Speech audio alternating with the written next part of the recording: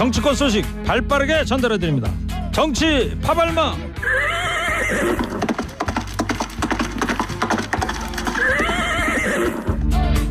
정치 파발마 한 분만 부탁했습니다. 일단 지치지 않는 땡볼 봉보로봉봉.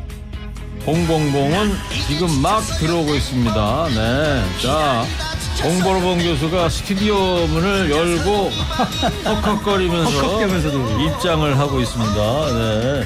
자 엘리베이터 안에서도 뛰면서 왔다면서요? 예. 오늘 올림픽 도로에서 공사를 하고 있어가지고. 조금 전에 교통정보에도 그 얘기를 하더라고요. 네. 막 엄청 막히더라고요. 그래요? 네. 어쩔 수 없이 조금 1분도 아니 30초 늦었습니다. 수고하셨습니다. 조금만 이따 하시지 시작. 네. 자 이어서 좀 조용히 좀 해주세요. 알겠습니다. 네. 이어서 나는 봉침보다 만두가 좋아. 평론가의 최민식. 누구냐 너? 안녕하십니까 최수영입니다. 네, 최수영 평론가입니다. 자, 오늘 청취자 여러분께 이런 질문 좀 드릴게요. 오송 궁평 이 지하차도 사망자가 14명으로 늘었습니다. 그런데 정치권에서 사고를 빗대서 대통령을 비판하고 견인 차량이 지나가야 하는데 인터뷰를 이어가서 또 논란입니다. 청취자 여러분, 이 상황 어떻게 보고 계시는지 한 줄로 보내주시기 바랍니다. 나중에 두 분 추첨해서 선물도 보내드리고요. 중간중간 소개해드리도록 하겠습니다. 자, 시작하겠습니다. 정치파발마. 오송 궁평 지하차도 심수 피해 사망자는 14명으로 늘었습니다. 근데 청주시가요. 오송 궁평 지하차도가 물에 잠긴 지 9분이나 지난 시각에도 궁평 지하차도를 이용하라고 시내버스 회사에 안내를 했다는 거 아니겠어요? 네, 그렇습니다. 궁평 이 지하차도가 침수가 된 게 8시 40분이거든요, 아침. 근데 청주시 대중교통과에서 오전 8시 49분, 그러니까 9분 후에 침수가 된 지 9분 후에 단체 카톡방을 통해서 시내버스 업체들의 우회 노선을 통보를 했는데요. 그 우회 노선이 강내면에서 미호강을 건너 오송역으로 향하는 도로가 침수됐고 버스 노선을 우회 운행하라고 지시한 것인데 그 우회 노선 중에 바로 이 궁평 이 지하차도가 포함되어 있었습니다. 그 사고를 당한 그 버스가 바로 우회 도로를 여기를 택해서 왔다는 거 아닙니까? 원래는 노선이 가야 되는데 쪽으로 가야 되는데 그게 붕괴가 되니까 그쪽으로 가라고 그런 건데 그게 이제 결국은 사고가 난 거죠. 예. 자, 이 경찰이 사고 원인과 관리 책임을 밝히기 위해서 전담 수사본부를 구성했다고 그래요. 네. 수사 대상이 어디가 될까요? 수사 대상은 일단 뭐 그 홍수경보를 발령한 금강 홍수 통제소도 포함되겠고, 그다음에 충청북도, 그다음에 청주시, 흥덕구, 그러니까 관할 지자체들이 전부 수사 대상에 오를 것으로 보이는데, 제가 이거와 관련한 유사한 사례가 하나 있었어요. 2020년에 많은 분들 기억하시겠지만 안타까운 사건이 7월 23일에 그때도 엄청나게 많은 비가 내렸을 때 부산 초량시 지하차도가 물에 잠겨가지고 3명이 사망하고 2명이 부상당했거든요. 그래서 이 사건이 이제 경찰 수사에서 재판에 넘겼는데 그때 모녀가 피해를 당하지 않았습니까? 그래 맞습니다. 그래서 이제 그때 이제 수사를 했는데 판결이 나왔어요. 11명이 재판에 넘겨졌는데 다 유죄 판결을 받았어요. 그런데 이유를 보니까 첫째 관리 책임이 누구에게 있느냐가 쟁점이었고, 두 번째 충분히 이제 사건을 충분히 예견할 수 있었는데 못했느냐, 그게 또 쟁점이고, 세 번째가 필요한 지휘와 조치가 제때 있었느냐, 이래서 했는데 어쨌든 지금 이 논란은 지방자치법과 어쨌든 전체적으로 조례를 또 봐야 되기 때문에 이 부분까지 경찰이 수사한 다음에 아마 그러니까 검찰로 좀 넘기지 않을까 생각합니다. 그러니까 뭐 구청이라든가 시청이라든가 도청까지 관계자들이 그렇죠. 다 수사 대상이 될 것이다. 그런데 이 와중에 말이에요. 정치권 인사들의 이 부적절한 언사가 또 논란이 되고 있는데, 먼저 김의겸 더불어민주당 의원이 오송 궁평 이 지하차도를 빗대서 윤석열 대통령을 비판한 것에 대해서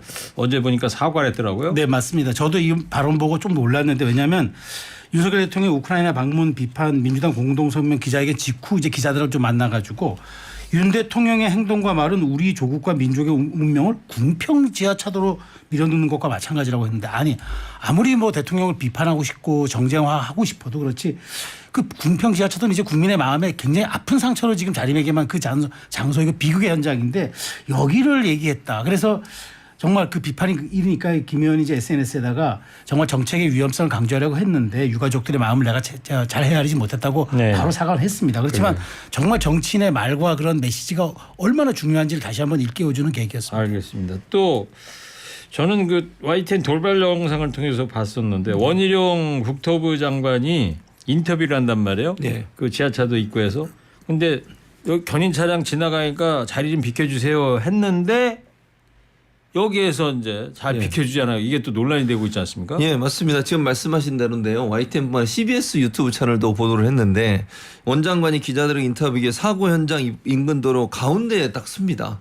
그럼 길을 좀 비켜서 양쪽에 쓸 수 있잖아요. 옆에 가운데 서가지고 견인차가 차를 지금 끌어내기 위해서 들어가야 되는데 네. 그게 못 들어가고 있었어요. 그런데도 불구하고 짧게 하면 된다. 짧게 하자 이러면서 계속 인터뷰를 이어간 거죠. 네. 그럼 결국 장관이 거기 간 이유도 거기 뭐 피해 수습이나 아니면 사고 수습을 위해서 방해가 되면 안 되잖아요. 그렇죠. 그래서 보통 요즘은 가면 브리핑도 잘 안 받아요. 정치인들이나 이런 그 유력 공무원들이. 왜냐하면 그건 수습의 방해거리밖에 안 되는 거잖아요. 지난번에 이재명 대표 갔다가 브리핑 안 받겠다고 브리핑 안 받겠다고 왔다는 그랬어요. 거 아니에요? 네, 그렇게 해야 되는데 본인 인터뷰하는 것 때문에 견인차가 들어가는 것이 지체가 되는 게 말이 됩니까 이게? 그것도 국토교통부 장관이잖아요.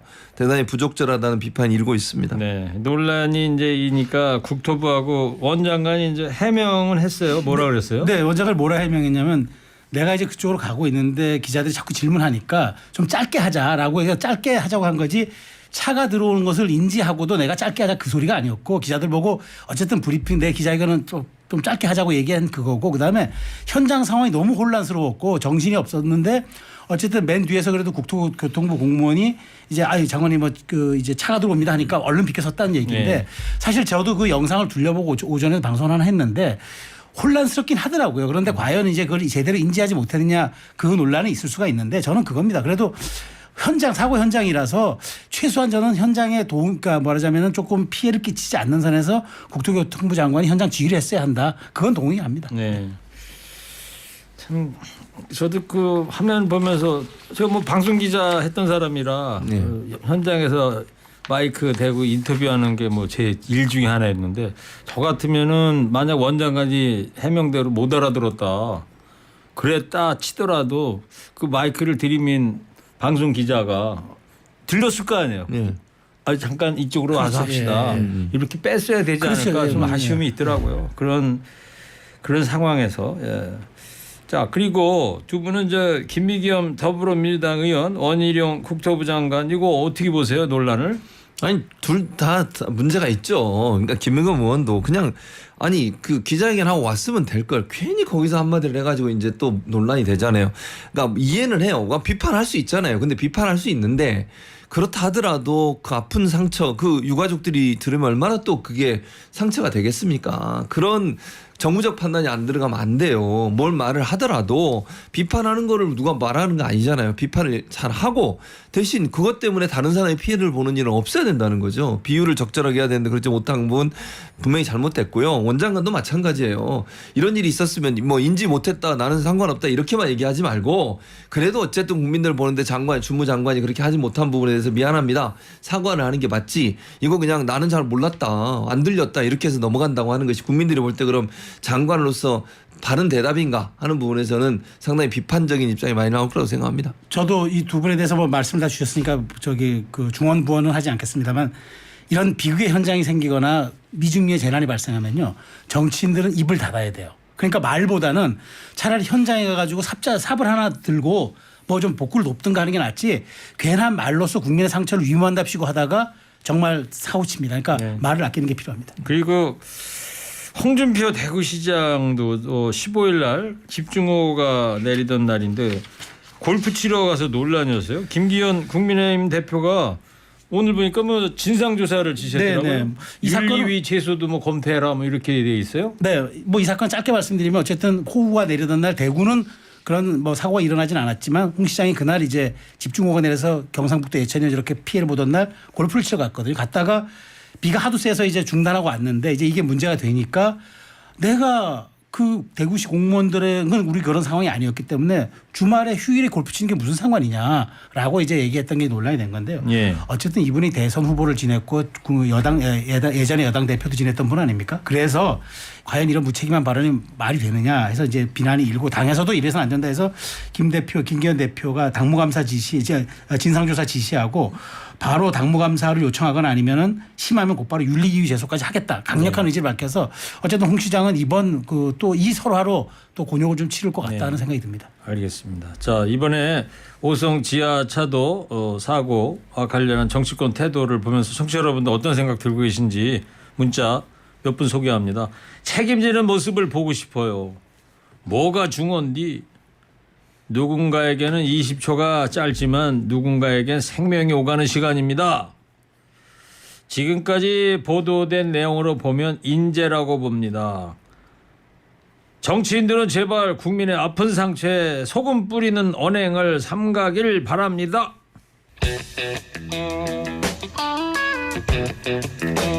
윤석열 대통령이 오늘 이권 카르텔, 부패 카르텔에 대한 보조금을 전부 폐지해라. 그 돈으로 수해 복구와 피해 보전에 재정을 투입해야 한다. 이런 말을 했는데요. 일단 대통령의 육성을 들어보고 오겠습니다.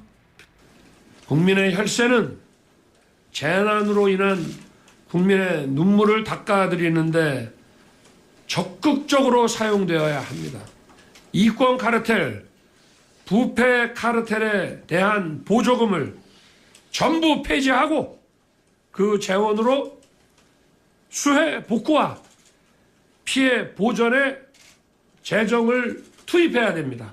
네, 자 상당히 목소리가 격앙돼 있다는 느낌인데, 자 이권 카르텔, 부패 카르텔, 이 누구를 얘기를 하는 거예요? 그러니까 뭐 정확하게 이제 주어를 말씀하진 않았는데 제 생각에는 그동안 이제 이권 카르텔, 부패 카르텔이 이제 보조금을 줘도 보조금을 목적에 맞지 않게 사용하거나 이걸 위법하게 사용하거나 아니면은 우리 뭐 과학 카르텔일 경우에는 R&D, 연구개발 보조금을 줬는데 이거를 딴 데 사용하거나 그러니까 이렇게 네.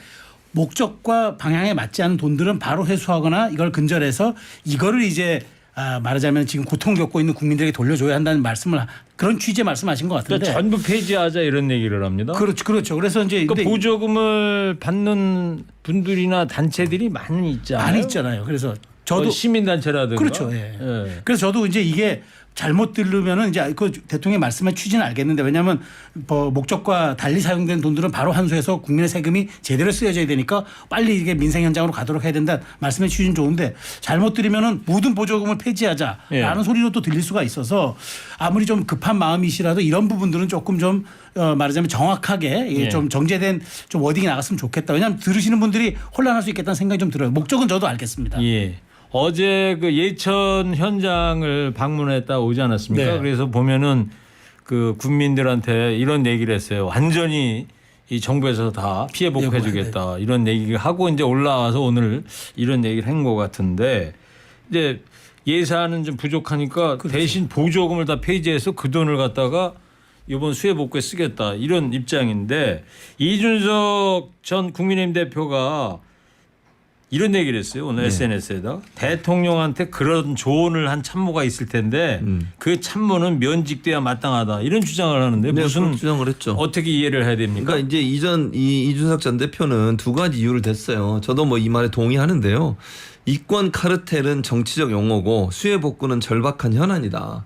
이 두 가지를 엮는 것이 첫 번째 문제고 두 번째 문제는 정확히 액수나 범위가 명확하지 않은 보조금은 어떻게 산출할지가 불명확한데 그것을 재원으로 하는 게 두 번째 오류다. 그러니까 실제 보조금 얘기했지만 어느 단체에 그런 보조금을 깎을 건지 시민사회 단체인지 그것뿐만 아니라 정부에 보조금 들어가는 데가 한두 군데가 아니에요. 지금 엄청나게 많아요. 대통령이 오늘 아침에 이런 얘기를 했으니까 각 부처별로 또 보조금 파악에 나서겠죠. 하겠죠. 예. 그러면 대통령이 이제 한마디 했는데 가만히 있을 수는 없죠. 그러니까 이렇게 즉흥적 모르겠어요. 이게 즉흥적 발언인지 아니면 본인이 생각해서 한 건지 내가 잘 모르겠는데요.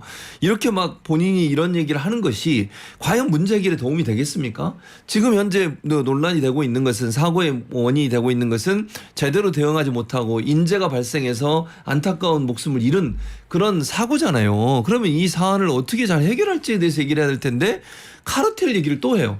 아니 윤석열 대통령은 입만 열면 카르텔이에요. 뭐든지 무슨 문제를 카르텔로 연결시켜요. 카르텔이라고 하는 건 조직적으로 뭔가 연계돼 있어서 그게 부패가 되는 걸 얘기하거든요.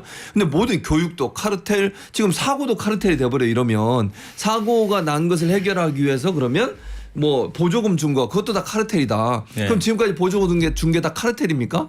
그건 아니잖아요. 너무 이렇게 이게 좀 단정적으로 정확하지 않은 내용을 대통령이 발언해 버리면 이게 정책이 돼 버리니까 그것이 엄청난 혼란을 불러온다는 꼭 생각했으면 좋겠어요. 예, 그리고 민주당에서는 이 수해 와중에 우크라이나 방문했던 윤석열 대통령 행보에 대해서 이제 계속 비판의 목소리를 내고 있지 않습니까? 그렇습니다. 뭐라고 얘기했냐면 이건 물론 대통령이 한 발은 아니고 전원에 의하면 서울과도 못 바꾼다 상황을 근데 뭘 그걸 가지고 비판하냐 이런 말이 나왔었어요. 이게 이제 이걸 가지고 정청래 의원이 뭐라고 그랬냐면 윤석열 대통령 위기 대응이 빵점이다 이렇게 얘기를 했고요. 김성주 정책위 수석 부의장은 궁평 지하차도 참극 이태원 참사가 판박이다. 위기 징후나 신고가 있었지만 조치를 안 해서 문제가 발생한 건데 네. 왜 이런 사고가 윤석열 정부에 반복되고 있냐 이렇게 비판을 하고 있습니다. 국민의힘에서는 그렇지만 대통령의 우크라이나 방문으로 국가 재난 컨트롤 타워가 부재했었다 이런 비판, 민주당의 이런 비판 이거 터무니없다 이런 입장이죠. 그러니까 순방도 국익을 위해 가는 것이고 우리가 어떤 나라를 판단해서 가는 것도 다 그게 국민과 국가의 안전 그다음에 어떤 그 정말 우리 그 국가 발전을 위해서 가는 거잖아요. 그래서 그걸 통칭해서 국익이라고 하는데 근데 대통령이 계신 곳이 곧 상황실이고 거기서 지시하고 화상 통화해서 다 조치를 하고 할 건 했는데 마치 조기 귀국하지 않았다는 이유 하나만으로 이렇게 뭐 정말 국가 컨트롤 재난타워가 부재했다. 이 얘기는 터무니없는 소리다. 그러니까 네. 대통령께서 현지에서 있으면서 순방 중이었지만 할 조치와 그런 상황에 대한 판단은 다 했다라는 그런 이제 반박을 한 겁니다. 근데 사실 그 문제도 지난번에 작년도 똑같아요. 작년에도 엄청난 물난리 나고 강남에 막 물난리 났을 때도 본인이 퇴근하셨거든요. 그 똑같은 얘기를 했어요. 지금 최소영 평론가 얘기했던 것과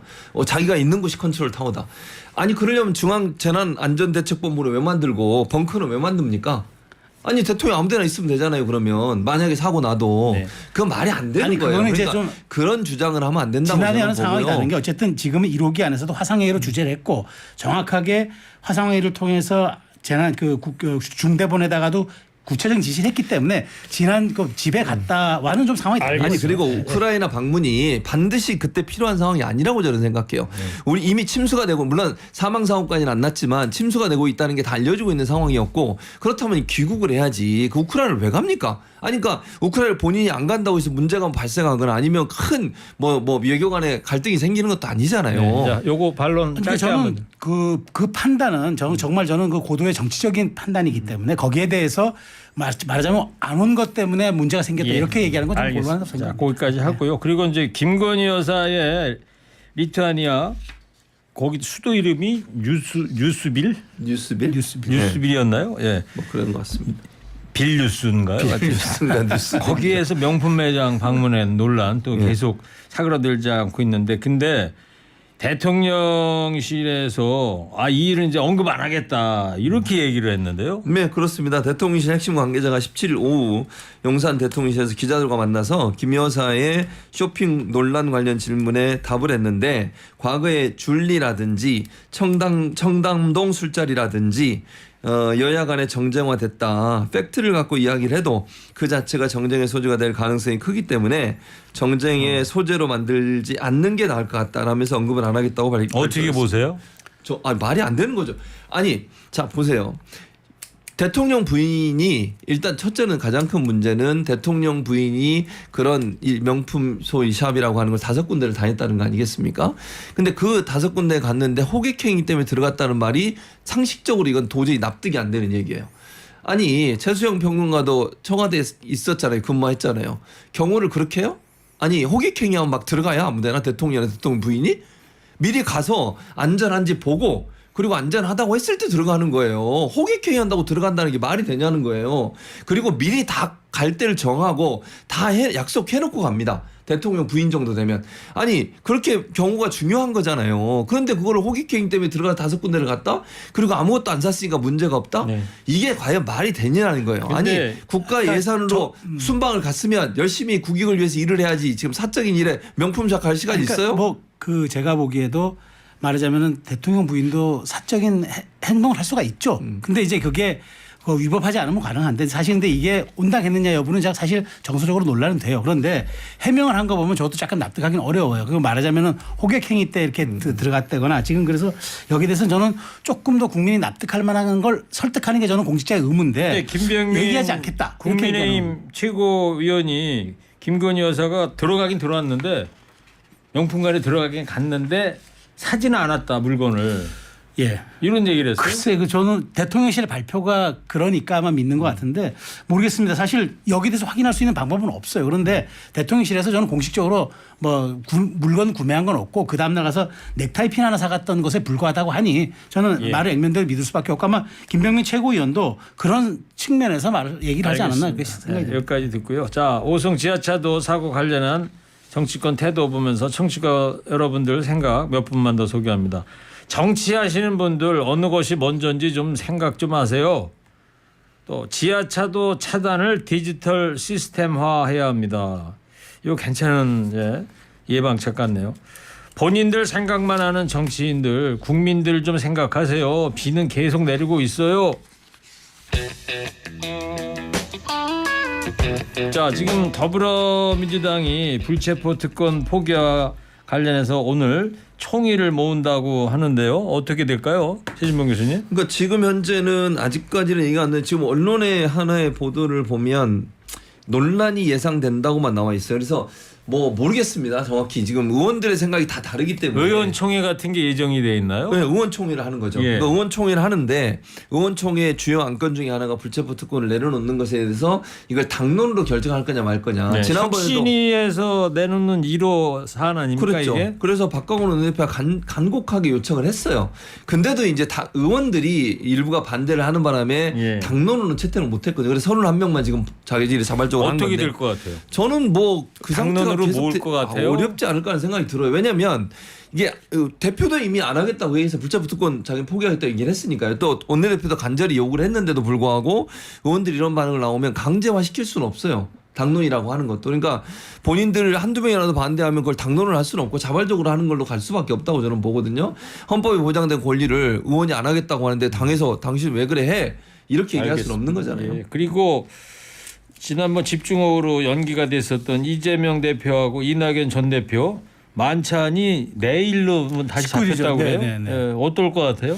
근데 뭐 막걸리 회동은 안 하겠죠. 지금 뭐 국가적 재난 그렇겠죠. 상황이니까 네. 막걸리 회동은 안 하겠지만 어쨌든 이제 두 번 미룬 모임이라 두 분이 만나서 일단 지금 당이 분당의 위기에 있고 뭐 당이 쪼개질 수도 있고 뭐 유쾌한 결별 얘기도 나오는 상황에서 일단 그걸 봉합하면서 이낙연 대표는 좀 시간을 좀 버는 측면이 있고 이재명 대표는 조금 말하자면은 본인의 리더십을 그나마 좀 이끌어가는 그런 계기로 서로가 이해 요구가 좀 맞물리면서 그런 가능 회동이 되지 않을까 싶어요. 다만 뭐 막걸리 한잔 하면서 하면 좀 허심탄회한 얘기 할 수 있을 것 같은데 근데 워낙 지금 상황인지라 그렇죠. 아마 그냥 식사 회동 정도만 하지 않을까 싶습니다. 최 교수님. 저도 뭐 식사만 할 것 같아요. 예. 술 마실 거. 근데 다만 저는 두 분 다 입장에서 보면 화합하는 모습을 보이는 게 도움이 돼요. 그러니까 뭐 이렇게 갈등이 있는 모습 보이면 이낙연 전 대표 도움이 안 되기 때문에 저는 사진 기자들이 그 만찬장 입구에서 다 기다리고 있을 거 아니에요. 그러겠죠. 그러니까 그러면 끝나고 나올 때 그 장면이 뭘지 손을 잡고 웃으면서 나올 겁니다. 알겠어요. 자, 여기까지 듣고요. 예. 최종 평론가 아닐 거라는데. 아니라고요. 자, 기다려 보세요. 오늘 의견 참여해주신 분들 중에 두 분을 추첨했습니다. 2629 4293 두 분께 작은 선물 보내드리겠습니다. 오늘 한 줄 평은 쉬겠습니다. 시간이 없어가지고. 네. 자, 정치 파발마 지금까지 최수영 평론가 최진봉 교수였습니다. 두 분 고맙습니다. 감사합니다.